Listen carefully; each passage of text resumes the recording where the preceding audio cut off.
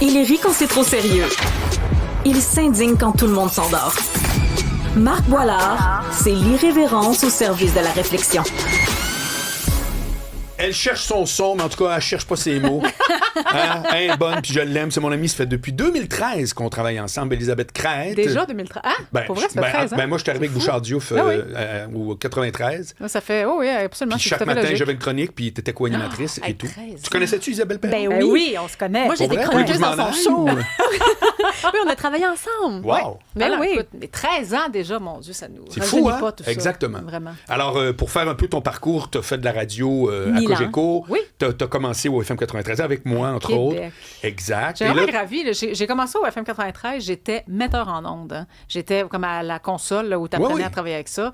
Moi, je voulais être recherchiste. C'est ça que je voulais faire. Puis après ça, j'ai été recherchiste pour l'émission qui s'appelait Normando Duhem. Nathalie Normando et Éric Duhem. Tu te souviens du duo comme ça, Québec. Et par la suite, donc, j'ai été co-animatrice. Mais j'ai vraiment fait beaucoup de métiers en radio. Là. Et là, on va parler de ce qui s'en vient plus tard, c'est-à-dire que tu vas être la co-animatrice de l'émission du week-end à LCN. Exact. Mais ça, on a 3 blocs, on a plein de temps. Tellement. Là, on parle d'actualité, puis Dieu sait si toi, tu as le nez là-dedans, c'est que c'est intéressant. On vient juste d'en parler, mais je veux savoir, les Québécois bougent de moins en moins. C'est vraiment intéressant, ça, en passant. Parce que je pense que, bon, les écrans, puis tout ce qu'on fait sur nos téléphones cellulaires, c'est probablement un des coupables de pourquoi on bouge moins, là. Mais je pense que la notion de bouger est très différente pour tout le monde. Et j'ai l'impression que pour certaines personnes, quelqu'un qui va dire, moi, je fais pas de sport, mais il marche 13 000 pas par jour parce qu'il se promène à Montréal, puis il n'y a pas de voiture, puis tout ça. C'est ça, bouger aussi, en passant. Ben oui. T'es pas obligé de pratiquer un sport de façon régulière pour dire que je bouge, tu sais. Mais il y a aussi l'aspect de on fait un sport, mais entre les sports, on fait rien. On va prendre l'ascenseur, on va prendre l'escalier roulant. Ça, c'est moi, ça. La vie s'arrête aux 3 heures de sport dans la semaine. Il y a ça aussi.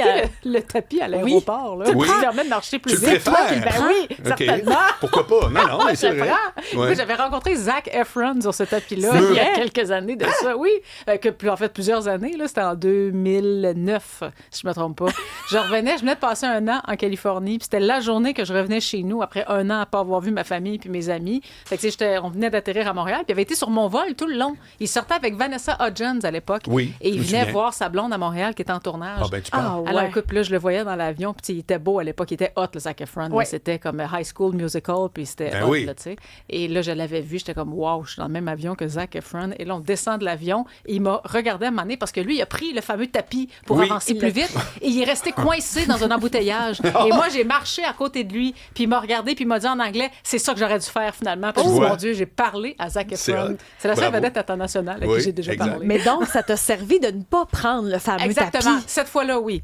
Mais je voulais un peu le rattraper, honnêtement. J'avais envie de le voir vraiment comme il faut, là, de son visage, parce que c'était comme... Puis j'étais dans mes émotions, parce que je revenais d'un an en Californie, puis j'avais pas vu mon monde depuis longtemps. Fait que j'étais déjà comme fébrile. Fait que là, ça me changeait les idées d'un peu de le voir. Est-ce que les gens étaient après lui? Non, il était très... il y avait son capuchon d'abord sur la tête. Là. Clairement, il avait peut-être pas le goût nécessairement de se faire reconnaître. Là. Mais moi, c'était vraiment impressionnant parce que j'ai pas vu de vedette internationale dans ma vie. Là. J'ai jamais côtoyé de vedette internationale. En avez-vous déjà vu, mettons, parler là, dans un contexte hors que professionnel? Non. C'est quand même professionnel, c'est pas trop... Non. Quelques-unes parce que des entrevues pour des spectacles ou... C'est ça. Oui. Mais pas par hasard. Pas comme j'étais à Nashville dans un bar. Non. Puis, voici Bruce Willis m'appelle souvent, mais je réponds pas.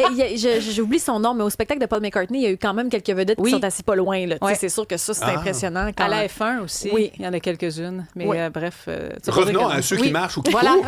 Mais pourquoi ça t'interpelle comme ça, Elisabeth? Parce que je trouve ça quand même inquiétant de savoir qu'on bouge moins. Surtout que tu as 2 très jeunes enfants, toi. Là, oui, puis je suis à même de constater que c'est vrai que c'est difficile à mettre dans l'horaire dans certains contextes familiaux. Puis ça me gosse parce qu'à chaque fois qu'on dit ça, t'as tout le temps quelqu'un qui dit « Ben c'est ça, c'est un choix, fais trop voler le temps. C'est pas vrai. Il y a vraiment des contextes de famille puis des horaires de travail où c'est difficile de l'intégrer à l'agenda. Je pense par contre que ça vient par période de vie. Ça se peut que pendant 2-3 ans, t'es dans un crunch de quelque chose et là, c'est difficile de le mettre à l'agenda, mais 2-3 ans plus tard, tu te retrouves parce que ta vie change, tes enfants sont plus autonomes, t'as un horaire de travail qui a changé, par exemple. Alors, je pense que faut pas trop se mettre de pression avec ça. Faut faire le plus d'efforts qu'on peut faire, mais perdez pas de vue que, moi, j'ai appris ça en ayant des enfants, tout est une phase.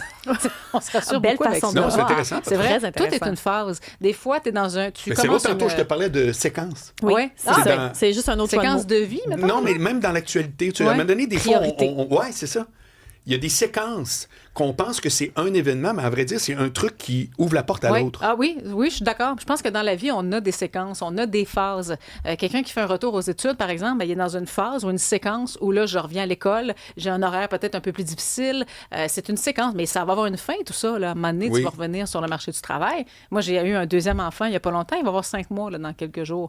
Alors, c'est sûr que... Puis j'allaite encore. Fait que là, c'est plus difficile. Je suis dans une phase là, où on dort un peu moins, puis les horaires, c'est plus difficile. Fait qu'est-ce que je bouge moins? La réponse, c'est oui. Là, mais puis l'arrivée phase. d'un deuxième enfant, ça change plus énorme. que le premier.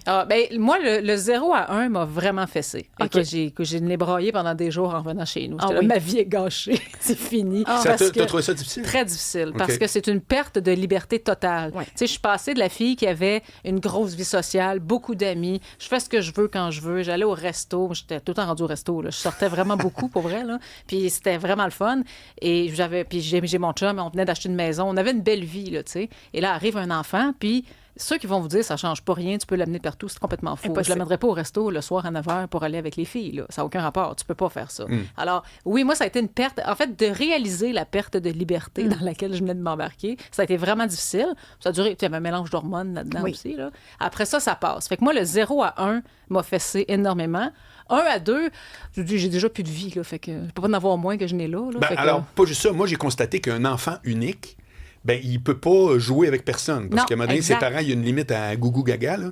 Alors que quand on a 2, là, ils s'entertainent ensemble. Moi, j'ai toujours l'impression que 2, c'est après, justement, une phase X, c'est bien plus gérable qu'un enfant unique. Marc, c'est pour ça que je n'ai fait un deuxième. Ah oui, hein? C'est exactement pour ça. Il y a pour d'autres raisons, évidemment. Non, mais c'est brillant, la Une des raisons, c'était ça. Moi, mes amis qui ont eu plusieurs enfants, ils ont dit, le 0 à 3 ans, il est très difficile, mais il vient un âge après ça où ils peuvent aller jouer tout seuls dans le sous-sol, sans surveillance, et ils y vont. Moi, il y a un de nos amis qui a 3 enfants de genre 6, 9 puis 11 ans. Il dit, je passe des samedis complets, je les vois pas, là. Ils sont dans le sous-sol, ils jouent ensemble, après ça, ils vont dans la cour ensemble, puis ils nous demandent pas, là, voilà. Puis même plus tard, là, à l'âge adulte, ça te fait une espèce de filet social là, sur qui tu peux compter, ces gens-là qui vont toujours être là. Oui, ça te fait une belle... Tu sais, puis moi, j'ai toujours dit, j'aurais pu faire ma vie sans avoir d'enfants, là. Tu sais, mon but, c'était d'en avoir, puis je suis très contente, là, j'ai une belle famille, mais dans la vie sociale que j'avais, j'aurais pu ne pas en avoir, puis j'aurais eu une très belle trentaine, puis une très belle quarantaine. Mais je me disais toujours,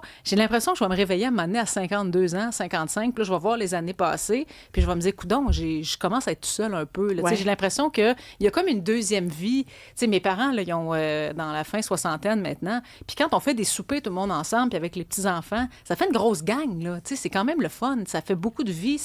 Ça, c'est dans la deuxième phase de ta vie. Tes enfants sont plus à la maison, mais tu revis quelque chose d'autre avec eux, finalement. Est-ce que c'est à ça que tu penses quand tu te dis, oups, il faut que je m'habitue à 2, puis là, je suis dans le bout difficile? Bien, là, je sais que c'est le bout difficile, puis je sais que c'est une phase. Fait que je sais que c'est ça. Je pense que les 2 prochaines années vont être certainement très, très difficiles. Puis là, tu vois, mon 3 ans, c'est vraiment le fun présentement. Il parle, il est propre, il est plus autonome, il a un vocabulaire, là, tu peux avoir des conversations avec lui. Fait qu'il est beaucoup moins demandant qu'un bébé, par exemple, c'est sûr. Puis je l'allaite plus. Il arrive à un âge où il y a une certaine autonomie. Là, c'est ça, exact. On est avec Elisabeth Crête.